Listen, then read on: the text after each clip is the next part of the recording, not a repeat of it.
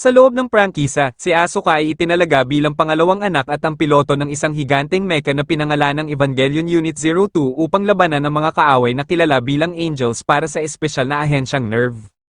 Dahil sa trauma ng pagkabata, siya ay nakabuo ng isang mapagkumpitensya at palabas na karakter upang mapansin ng tao at pagtibayin ang kanyang sarili. Sa Rebuild of Evangelion films, ang kanyang Japanese na apelyido ay pinalitan ng Shikinami, Shibo, at malaki ang pagkakaiba niya sa kanyang background at characterization mula sa pagkakatawang tao niya sa mga serye sa telebisyon.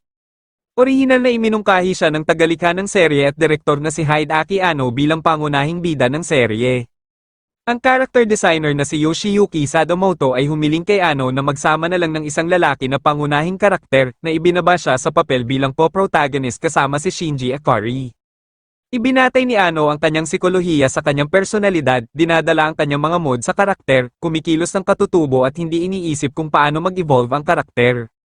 Sa unang pagsasahimpapawid ng serye, binago niya ang kanyang mga plano na lumikha ng isang evolusyonaryong talinghaga kung saan si Asuka ay naging mas dramatiko at naghihirap, sinasadyang sumalungat sa inaasahan ng mga tagahanga. Ang Japanese voice actress na si Miyamura ay naging maimpluwensya rin na nagpasya ng ilang detalye at ilan sa mga linya ni Asuka.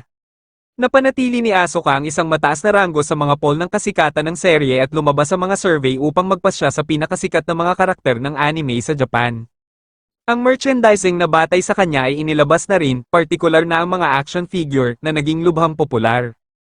Ang kanilang mga kritiko ay nagbigay isyu sa kanyang hubris at kanyang personalidad na hinuhusgahan ng mga ito bilang nakakapagod at mayabang, pinahahalagahan ng iba ang kanyang pagiging totoo at komplikadong psikolohikal na pagsisiyasat. Ang Asuka ay isa rin sa pinakamatagumpay at maimpluwensyang halimbawa ng Tsuneri stereotype, katangian ng mga masungit at mapagmataas na karakter na may marupok na nakatagong panig, na tumutulong na tukuyin ang mga katangian nito.